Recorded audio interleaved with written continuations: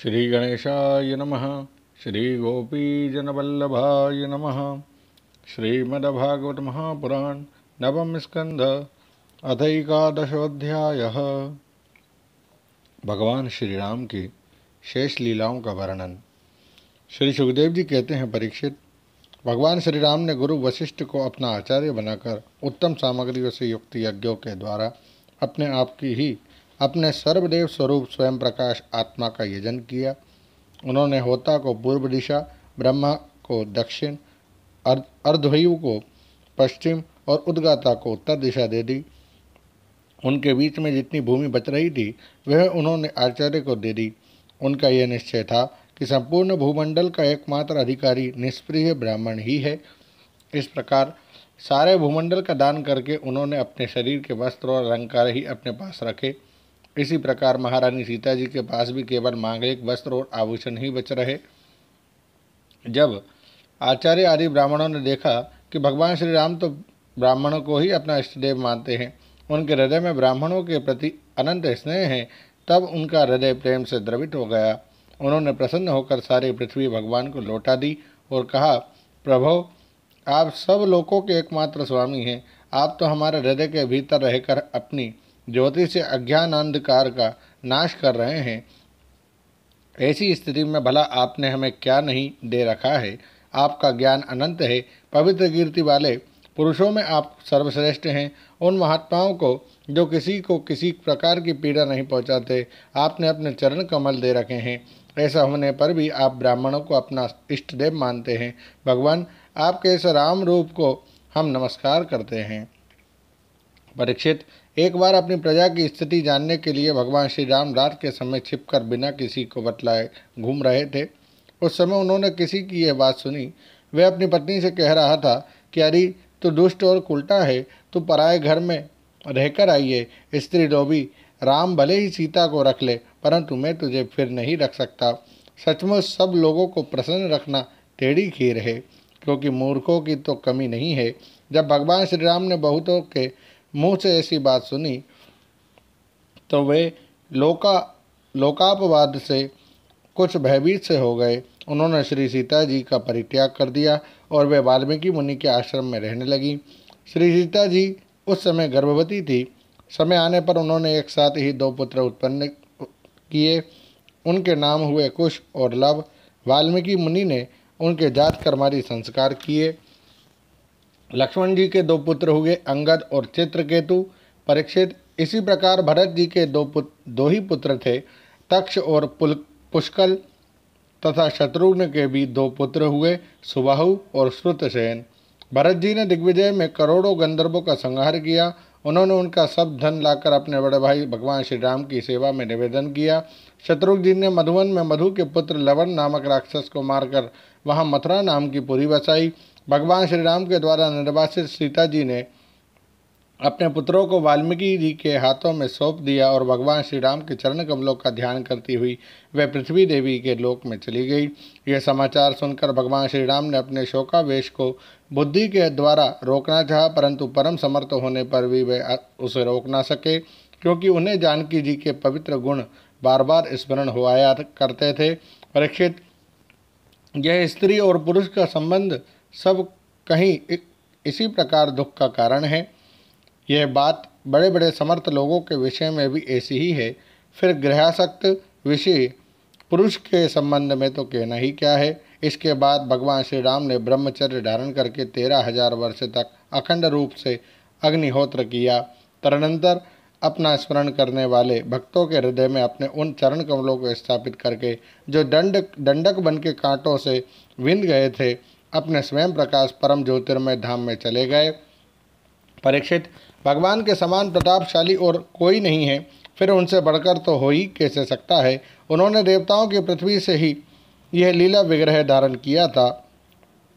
देवताओं की प्रार्थना से ही यह लीला विग्रह धारण किया था। ऐसी स्थिति में रघुवंश शिरोमणि भगवान श्री राम के लिए यह कोई बड़े गौरव की बात नहीं है कि उन्होंने अस्त्र शस्त्रों से राक्षसों को मार डाला या समुद्र पर पुल बांध दिया। भला उन्हें शत्रुओं को मारने के लिए बंदरों की सहायता की भी आवश्यकता थी क्या? यह सब उनकी लीला है। भगवान श्री राम का निर्मल यश समस्त पापों को नष्ट कर देने वाला है।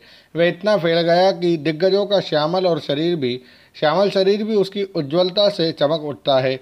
आज भी बड़े बड़े ऋषि महर्षि राजाओं की सभा में उसका गान करते रहते हैं। स्वर्ग के देवता और पृथ्वी के नरपति अपने कमनीय किरीटों से उनके चरण कमलों की सेवा करते रहते हैं। मैं उन्हीं रघुवंश शिरोमणि भगवान श्री रामचंद्र की शरण ग्रहण करता हूँ, जिन्होंने भगवान श्री राम का दर्शन और स्पर्श किया, उनका सहवास अथवा अनुगमन किया। वह सब के सब तथा कौशल देश के निवासी भी उसी लोक में गए जहाँ बड़े बड़े योगी योग साधना के द्वारा जाते हैं।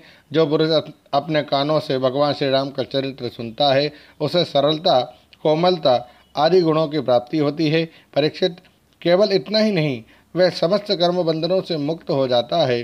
राजा परीक्षित ने पूछा, भगवान श्री राम स्वयं अपने भाइयों के साथ किस प्रकार का व्यवहार करते थे तथा भरत आदि भाई प्रजाजन और अयोध्यावासी भगवान श्री राम के प्रति कैसा बर्ताव करते थे?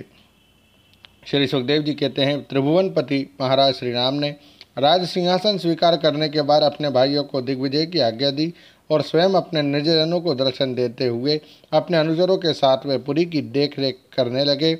उस समय यह अयोध्यापुरी के मार्ग सुगंधित जल और हाथियों के मरकणों से सींचे रहते। ऐसा जान पड़ता मानो यह नगरी अपने स्वामी भगवान श्री राम को देखकर अत्यंत मतवाली हो रही है। उसके महल, फाटक, सभा भवन, विहार और देवालय आदि में सुवर्ण के कलश रखे हुए थे और स्थान स्थान पर पताकाएं फहरा रही थी। वह डंठल समेत सुपारी, केले के खंभे और सुंदर वस्त्रों के पट्टों से सजाई हुई थी।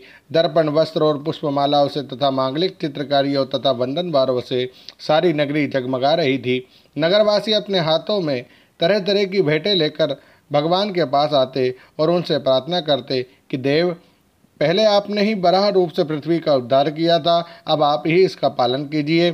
परीक्षित, उस समय जब प्रजा को मालूम होता कि बहुत दिनों के बाद भगवान श्री राम इधर पधारे हैं, तब सभी स्त्री पुरुष उनके दर्शन की लालसा से घर द्वार छोड़कर दौड़ पड़ते।